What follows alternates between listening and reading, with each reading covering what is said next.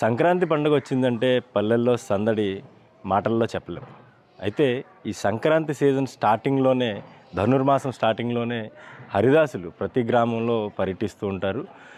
అసలు ఈ హరిదాసుల ప్రాముఖ్యత ఏంటి? మనతో పాటు ప్రస్తుతం ఒక మోడర్న్ హరిదాస్ ఉన్నారు. గతంలో చూసుకుంటే కాలినడకనే ప్రతి గ్రామంలో కూడా పర్యటిస్తూ ఉండేవారు. కానీ కాలక్రమేణా టెక్నాలజీ మారింది, రవాణా వ్యవస్థ మారింది, అన్ని వ్యవస్థలు మారిన నేపథ్యంలో ప్రస్తుతానికి బండి మీద వెళ్తున్నటువంటి హరిదాస్ గారు ఉన్నారు. నమస్కారం హరిదాస్ గారు. నమస్తే. మీ పేరేంటండి? నా పేరు శ్రీనివాసం.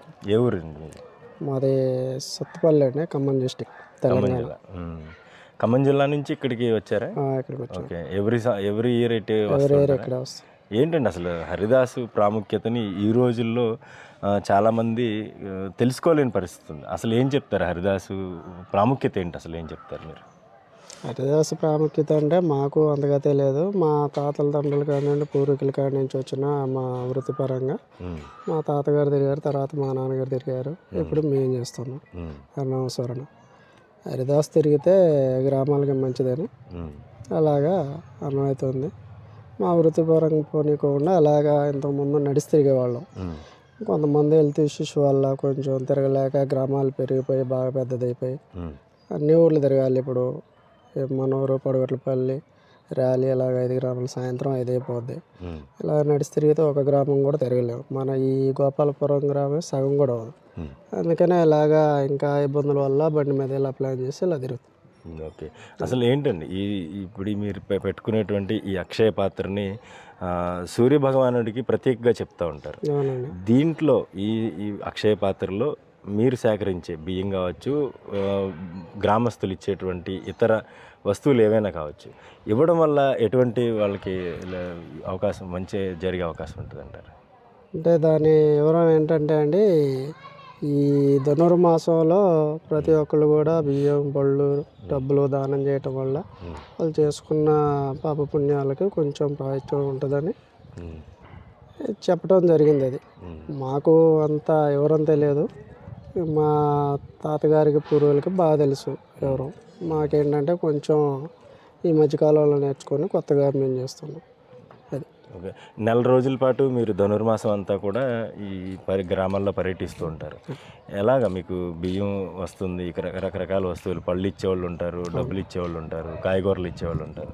వీటన్నిటినీ లాస్ట్లో అంటే చివరాఖరిన మీరు ఒక స్వయం పాకంలా వండుకుని దాన్ని ప్రసాదం కింద కూడా భావిస్తూ ఉంటారు. ఏంటి మీకు ఏమనిపిస్తూ ఉంది? గతానికి ఇప్పటికి దీనికి వేరియేషన్ ఏమనిపిస్తూ ఉంది? గతానికంటే వాళ్ళు పెట్టినా పెట్టకపోయినా నెల రోజులు మేము తిరుగుతాం. ఆ కన్నా ఎవరు దోషించాయేమో వాళ్ళు ఇస్తారు. ఇంటికి ఎంతో సంభావన స్వయంభావంతో ఆ కన్నా ఇవ్వటం జరుగుద్ది. ఏమండి, మీ తాతలు కూడా ఇలాగే తిరిగారని చెప్తున్నారు. మీ తాతగారు చెప్పేవారా అప్పట్లో ఇలా ఉండేది అని? ఇప్పుడు మీరు గమనిస్తున్న పరిస్థితికి మార్పు ఎలా వచ్చిందంటారు?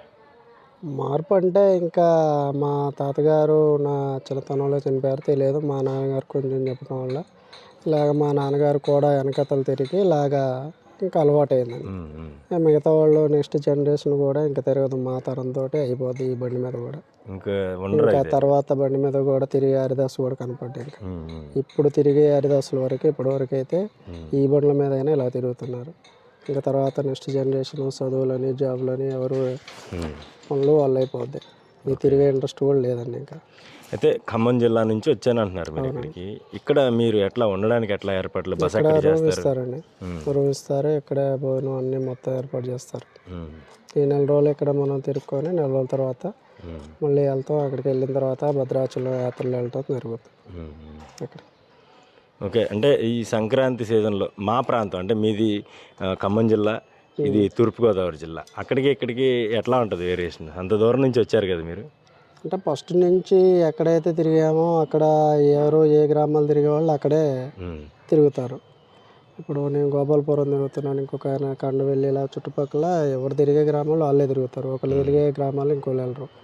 మనకు ఫస్ట్ నుంచి ఇటు అలవాటు కనుక ఇక్కడ తిరుగుతాం. మీరు ఏం చదువుకున్నారు? అన్న ఉద్యోగం చేస్తారు? మిగతా రోజులు అంటే ఈ ధనుర్మాసం తప్ప మిగతా 11 నెలల్లో ఏం చేస్తూ ఉంటారు? తర్వాత బట్టల వ్యాపారం చేస్తాం. అదే జీవనాధారం మీకు? ఈ 4 రోజులు ఏంటంటే వృత్తిపరంగా పోనీ ఎక్కువకుండా చేస్తుంది.